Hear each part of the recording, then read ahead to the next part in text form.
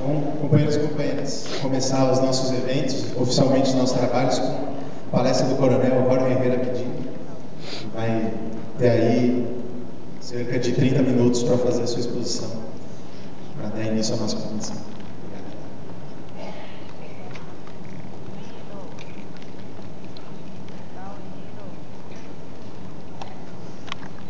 Un saludo para todos los brasileños que nos acompañan y muchas gracias por este evento y esta prueba de solidaridad con nuestra patria. Me toca a mí un tema que no es difícil porque en todos los países que muestran esta solidaridad con Cuba, la victoria de Playa Girón tiene un significado muy grande. Esta fue una victoria no solamente importante para los cubanos, sino importante para todos los pueblos de América Latina y los pueblos del mundo, incluyendo los de África. Es una victoria que marcó un nuevo paso de los tiempos. Y me es fácil hablar de esto, puesto que no solamente en mi condición de combatiente, un joven soldado de aquellos tiempos puede acumular pocas experiencias, pero es en lo particular un elemento que nos acompaña toda la vida, y cada vez que conocemos más como historiador, y luego dividimos en historiador, conocemos más de la batalla, más se agranda aquel modesto aporte que nosotros en lo personal hicimos. Y de los cuentos a los amigos, a los hijos y a los nietos, pasamos entonces a tener una idea en general de qué fue lo que pasó en abril del 61. Todo comienza en que la política agresiva de los Estados Unidos, producto de un diferendo histórico, se agrandó enormemente cuando la revolución dirigida desde la Sierra Maestra por Fidel estaba a punto de derrocar a la tiranía batistiana. Y en esos momentos la política agresiva de los Estados Unidos se centró en evitar la llegada al poder de Fidel y el movimiento revolucionario. Y para eso tomaron diferentes medidas, incluso provocaciones que pudieron haber llegado a la intervención para salvar a Batista o por lo menos para evitar el triunfo revolucionario. Esto ustedes saben que fracasó y en enero del 59 la revolución asume el poder con Fidel al frente.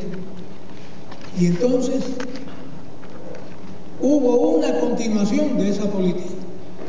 En los primeros tiempos fue tratar de socavar ese poder con las figuras llamadas moderadas que existían dentro de la primera dirección revolucionaria y tratar de manipular esta cuestión.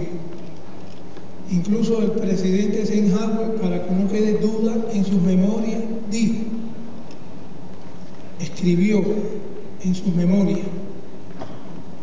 en enero del 59, desde que Castro entró a La Habana, nosotros en el gobierno comenzamos a planificar medidas para reprimirlo.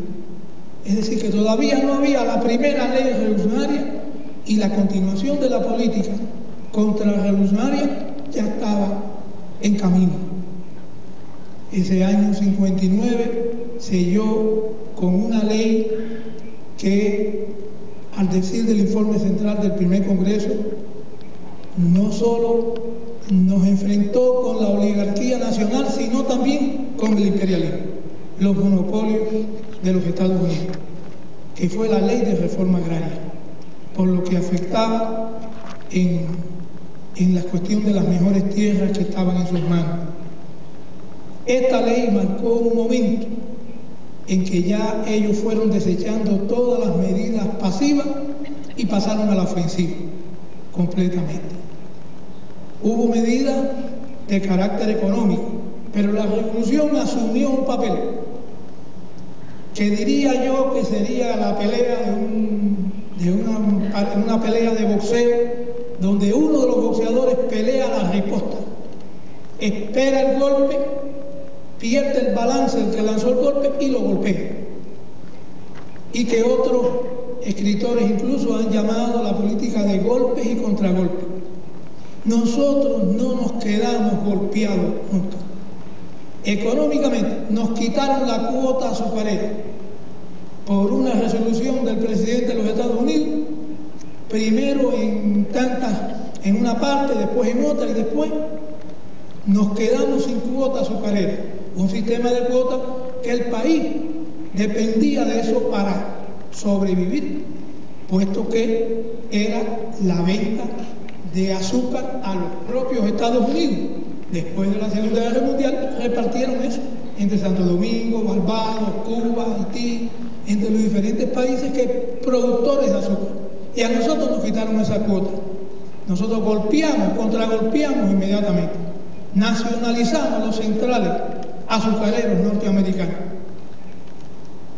Y además buscamos dónde situar nuestro mercado azucarero. Otro tanto pasó con el petróleo. No les vendemos petróleo. Cuando conseguimos petróleo de la Unión Soviética, inmediatamente los dueños de refinerías que eran norteamericanos dijeron que no refinaban el petróleo de la Unión Soviética. Y entonces nacionalizamos la refinería.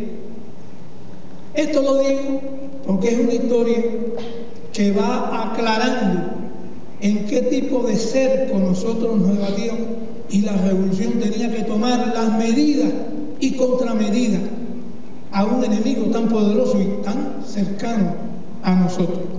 En el ámbito de la guerra sucia, en diciembre del 59, ya aparece la primera reunión del Consejo de Seguridad dirigida por la CIA, donde se le informa al presidente las medidas que hay que tomar. Y ya desde aquel momento se plantea: hay que organizar a los cubanos que están exiliados, batistianos y no batistianos, hay que organizarlos y prepararlos para invadir a Cuba. Hay que preparar a los grupos de contrarrevolucionarios dentro de Cuba, y además una medida que ya desde diciembre del 59 estuvo: hay que eliminar físicamente a Fidel, a Raúl y al Che. Si es posible, al unísono, mejor. Si no, uno en cada momento.